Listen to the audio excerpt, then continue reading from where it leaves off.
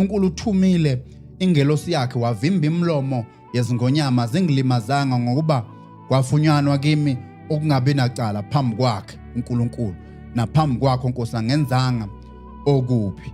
Yezwa manje uma sibuya ngapha sithola ukuthi ke sesingena ku28 bafowethu. Kepha ekupheleni kwesabatha ngovivu lokuqala lweviki kwafika uMaria Magdalena nomunye uMaria beza ukuyobona iliba elika Jesu.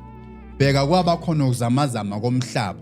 Ngithi ngale sithola ukuthi uDaniel uphendula uthi uNkulunkulu uthumile ingelosi. Yep. Ngapha ke manje Daniel ngoka Matthew 28 verse 2.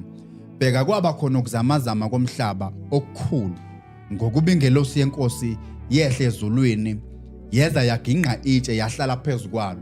Ngapha uDaniel uNkulunkulu uthumile ingelosi nangapha kuJesu evalelwe ethuneni uNkulunkulu uthumile ingelosi. Ngempela imibhalo ifakaza ngaye. Amen. Ngempela imibhalo ifakaza ngaye. Manje sifunda imibhalo ngoba kungesikhona ukuthi sifuna ukuzitholela ukuphila okuphakade just embhalweni, kodwa sifunda imibhalo ngoba siyicinga ukuthi iyafakaza ngayo.